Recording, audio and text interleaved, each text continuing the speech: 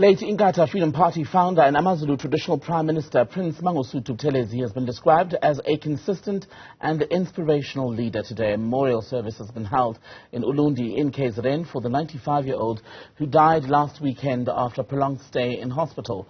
Newzroom Africa's Linda Mnisi is live for us from just outside the memorial venue. Linda, talk us through some of the main tributes paid there today. Tambekile, you'll know that tonight or today's tributes are not the only one that we've seen since the announcement of the passing of Prince Mangosuthu Buthelezi. Coming to you from a very cold Ulundi, we heard tributes throughout this afternoon from various leaders and from various parts of the country. And it started, in fact, this morning at the homestead with that delegation, a multi-party delegation from Parliament led by the Speaker of the National Assembly, Nosiviwe Mapisa Ngakula, going home to pay tribute to a man that they say they've worked with for a very long time, right from the advent of democracy in South Africa till his passing, from when he was a member of cabinet as Home Affairs Minister to his untimely passing. And what they're describing was a very disciplined man. It's quite interesting looking at the reflections from the young leaders of Parliament right to the old men, seemingly telling a story of a disciplined man, someone who they have taken so much out of. But in this tent behind me, we saw some of those leaders coming through to describe Prince Mangosuthu Buthelezi as not only a caring man when he led the political party that he founded in 1975, but also a father, a man who cared about his immediate family, who would also often be worried about his political career, what would be happening in the political sphere, also making sure that his family was also aware of the happenings there. But they ultimately describe him, Tembekile, as a man who led, the party right till the end. Speaking of his exceptional credentials, earlier you would have heard the Speaker, or rather the President of the IFP, reflecting on the kind of leadership that he has brought into the party from its inception in 1975, right up until the time when he handed over the baton to Velenkosini Hlabisa. Let's take a listen.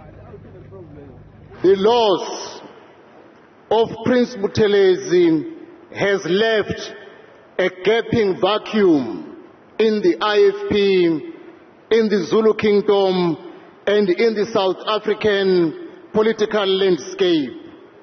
Most, if not all, of us here today have never have to live in a world without Usheng.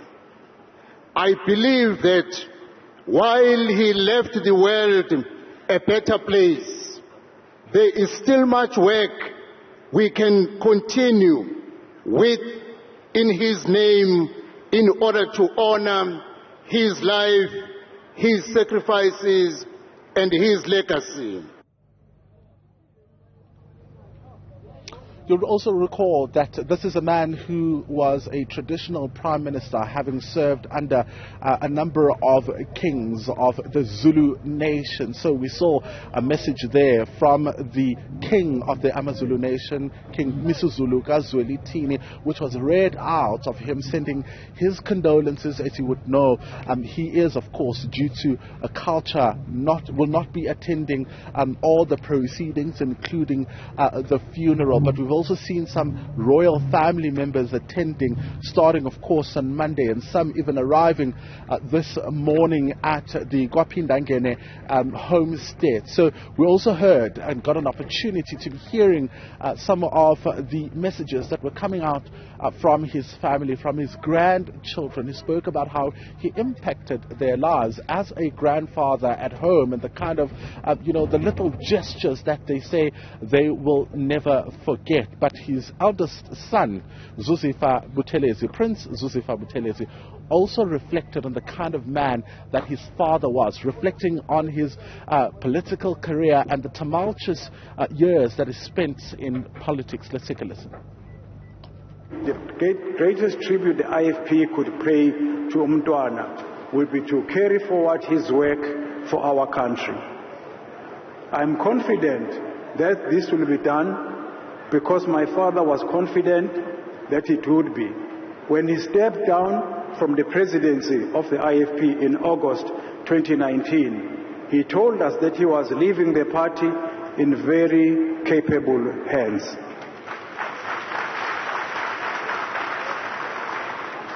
He believed that those to whom he passed the baton would run the next part of the race with excellence.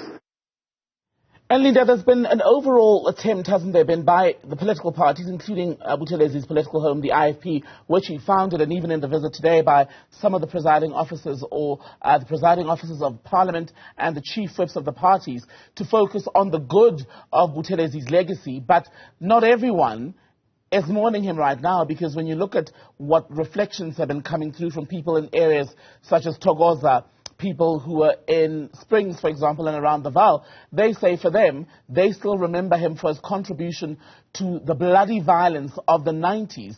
I wonder if the family has addressed that at all. Well, Thembekile, you'll remember that there's been a number of reflections since the news came through that he's since passed. And one of the interesting things that, we witnessed this morning was how also, the members of Parliament reflected on his history. We particularly asked about, the reflections that have been coming through from South Africans from all walks of life. And many of them, what they're telling us is that at this current moment, those who are writing will write, and they will get to write the story of South Africa. But at this current moment, what is seemingly important, not only for the politicians, but also for the family, for the Buthelezi family, is mourning a man that they knew at home. And that is what they're saying they are doing at this moment. They're saying they're choosing to remember the times that they've spent with him. So at this moment, it's all about remembering his legacy at home and the kind of impact that he's had in the country. Young politicians also reflecting, saying that they're choosing also to take out all the good that they've learned from a man that they've interacted with in Parliament and in various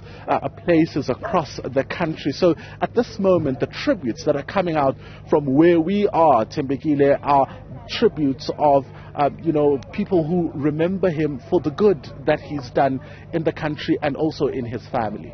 Linda Mnisi, thank you very much for that update from Ulundi, where the memorial service was held today for the late IFP founder Mangosuthu Buthelezi, who's died at age 95.